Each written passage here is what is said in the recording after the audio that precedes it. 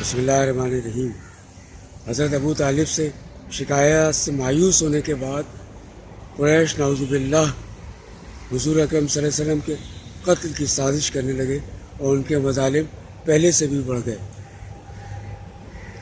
ایک دن ابو لہب کا بیٹا عتبہ نے رسول اللہ کے پاس آیا اور ان سے بدگوئی کری، اور اتنی بدگوئی کری کہ ان کا کرتا پھاڑ ڈالا اور ان کے چہرہ مبارک پر تھوک دیا۔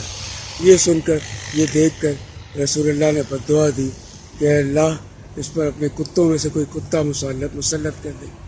یہ سن کر عتبہ کافی گھبرا گیا۔ کچھ عرصے کے بعد وہ شام سفر تجارت کی غرض سے گیا تو وہاں لاکھ حفاظت کے باوجود ایک شیر نے اس کو پھاڑ کھایا۔ اس کے بعد بھی قریش رسول اللہ صلی اللہ علیہ وسلم کی مخالفت سے باز نہ آئے۔ ایک دن ابو جہل نے رسول اللہ صلی اللہ علیہ وسلم سے بہت ان کے شان میں گستاخی کری اور بدگوئی کری۔ اسی پر بس نہ کری بلکہ ایک پتھر اٹھا کر ان کے سر پر دے مارا، جس سے ان کا خون نکل آیا۔ عبداللہ بن جدعان کی لونڈی یہ سارا واقعہ دیکھ رہی تھی۔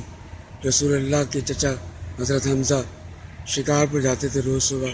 جب وہ واپس آئے تو اس نے یہ واقعہ حضرت حمزہ کے گوش گزار کیا۔ چنانچہ حمزہ اب معمول کے مطابق حرم آئے اور اپنے قریش کے ساتھیوں سے ملنے کے بجائے سیدھے ابو جہل کے پاس گئے اور اس کے سر پر اپنی کمان بہت زور سے دے ماری اور کہا کہ تم نے میرے بھتیجے کو ساتھ یہ کیا ہے، ان کے دین کے بارے میں ہی کہا ہے، میں بھی وہ دین قبول کرتا ہوں، اب میرا جو کچھ کر سکتے ہو کر لو۔ یہ کہہ کر وہ گئے اور رات بھر سو نہ سکے۔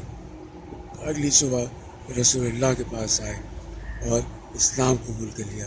ان کے اسلام قبول کرنے سے اسلام کو بڑی تقویت ملی۔